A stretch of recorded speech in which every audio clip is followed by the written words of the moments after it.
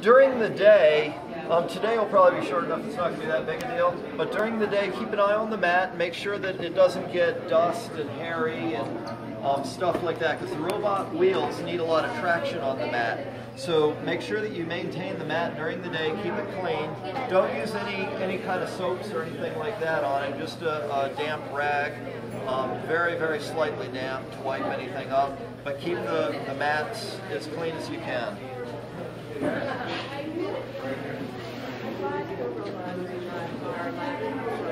All right, the missions. We get into kind of the fun stuff now. Gain access to places. This requires, the required condition is for your vehicle needs to be in one of these places exactly as the match ends.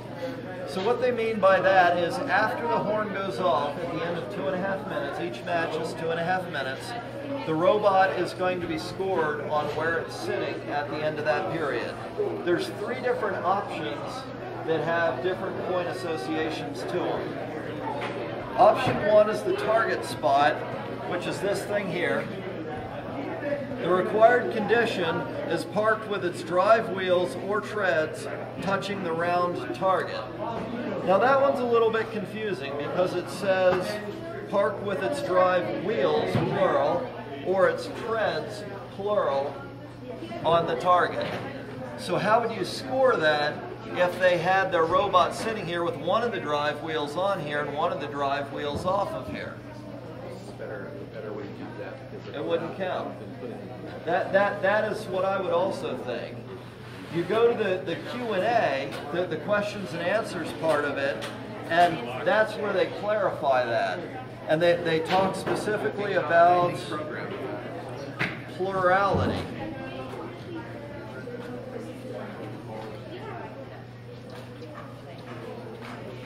So the Q&A number 4 talks about the drive wheels. It says where the plural form of wheels and treads causes you confusion, at least one wheel or tread will work. Restated, one or more will work.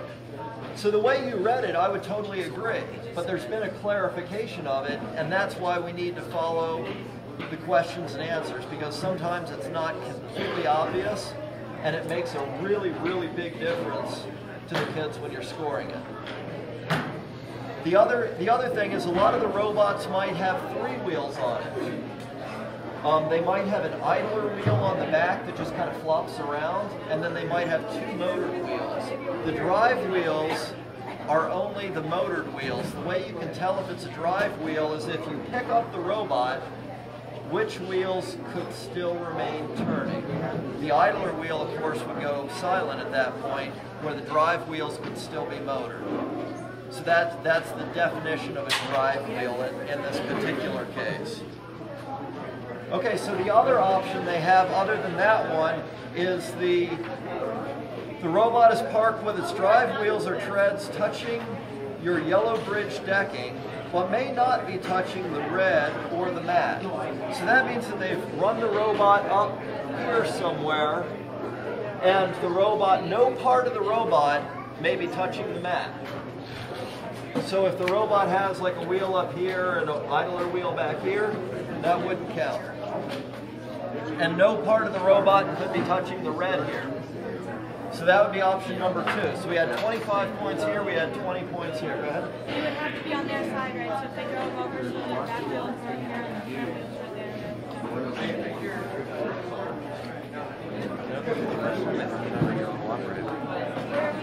No, I suppose it probably would still count. I don't know anything that wouldn't allow that. There's going to be a Q&A on that for sure. I haven't seen one yet. That's an excellent question. I don't see anything that specifically denies it, so it's not specifically denied. It is allowed. Whether or not you can drive under the other yellow. So another option is the vehicle sharing condition, which is more likely going to address what you're talking about. So that's where it's parked with its drive wheels or treads touching your red bridge decking, but not touching the mat. So that means you're going to have 1 or more wheels touching the red here. You get 25 points for that. Now the points on this, you're not going to have to worry about that much. the points are going to be for the scoring people back there. You're going to have scoring sheets, and you're just going to say yes or no. It's touching red, it's touching yellow, it's touching the mat. The scoring people are going to figure out whether it's 20 points, 25 points. You're not going to have to go through and tabulate those things. That's not going to be part of your job. Okay, the next mission. Gain access to things. Access markers. Access markers need to be in their down position. So the access markers, who remembers what the access markers is? Can anybody point to that on the table? You got it. So they're going to start, like we talked about, in their up position. So they need to be in their down position, which means off their mark to count. Flip that one, Tony. And they're Flip that one. I can't see that one with the camera. Flip that one over there. Yeah. this one here? Yeah. That's down position. So that's the down position. They're going to get 25 points for each of those, but once again, you're just going to mark 1, 2, 3, or 4 of those are down. So that the scoring people will take care of it from there.